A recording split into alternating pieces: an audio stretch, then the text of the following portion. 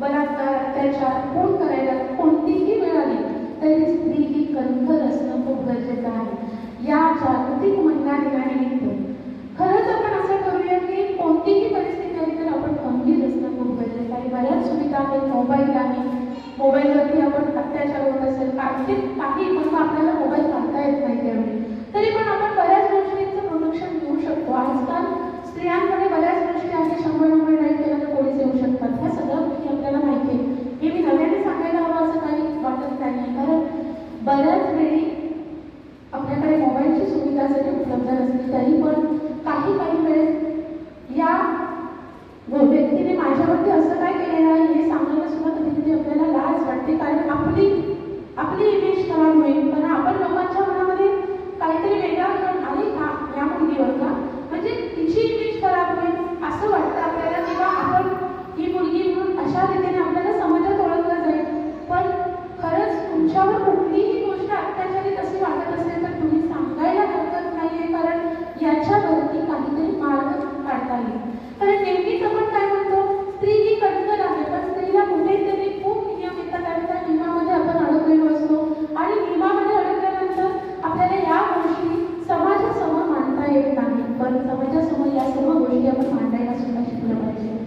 खरं तर स्त्रीचा आदर करणं हे खूप गरजेचं आहे, कारण स्त्रियांशिवाय कोणतीही गोष्ट होत नाही। देवाने स्त्रीची निर्मिती करताना त्याच्या पाठीमागे खूप मोठी योजना असावी, कारण प्रत्येक घरात स्त्री ही असावीच लागते, कारण स्त्री नसेल तर ते घर सुनं वाटेल लागतं, कारण स्त्री शिवाय घराला दडपण नाही हे आपण आतापर्यंत ऐकत आलेलो आहोत। आणि स्त्री असल्याशिवाय कुठलीही गोष्ट घरामध्ये होऊ शकत नाही। एखाद्या घरात 4 पुरुष असल्याने एखाद्या घरामध्ये एकच जरी स्त्री असली तरी ते घर पण वाटतं, कारण का स्त्री शिवाय घरात कोणतीही गोष्ट होऊ शकत नाही। एखादी आजी असेल तरी चालेल, 75 वर्षाची आजी असेल तरी चालेल, पण घरामध्ये स्त्री ही खूप महत्त्वाचा घटक आहे। घटक म्हणण्यापेक्षा स्त्री ही घरात असलीच पाहिजे।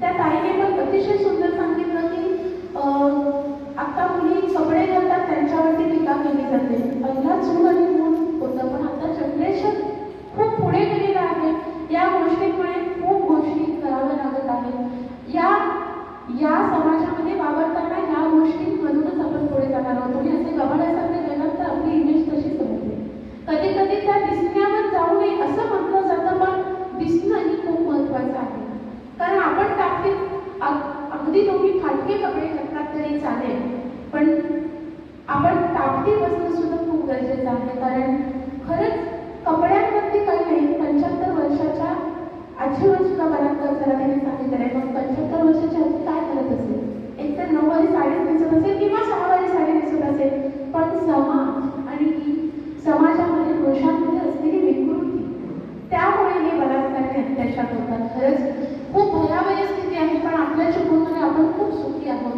मुंबई, पुणे याच ठिकाणी आपल्याला ह्या सगळ्या गोष्टी ऐकायला मिळतात, पण आपल्या कोकणात अजून तरी ह्या गोष्टी कधी ऐकायला मिळाल्या तसं मला तरी वाटत नाही, कारण या गोष्टी खूप चांगल्या पद्धतीचे विचार आहेत आणि आपल्यामध्ये स्त्री पुरुष समानता असा जो एक चांगला आतापर्यंत आपण मुलं शिक्षणामध्ये शिकत आलेलो आहोत, त्या गोष्टी आपण पाळत आहोत आणि खरंच चांगल्या गोष्टी घडत आहेत। मला आजच्या दिवशी मी गायकचे प्राध्य असल्यामुळे एक गाणं म्हणावं असं वाटतं, पण मी आज तुमच्या परवाईचं गाणं म्हणणार आहे।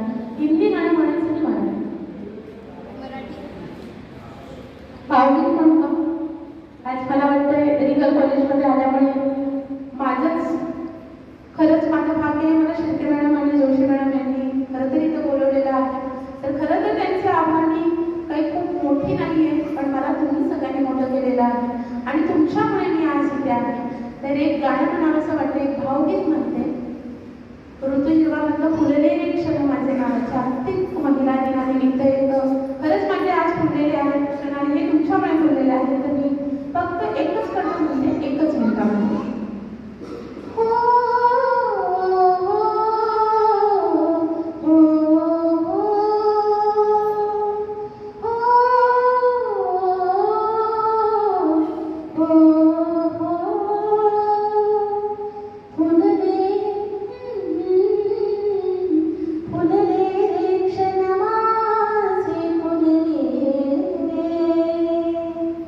फुलले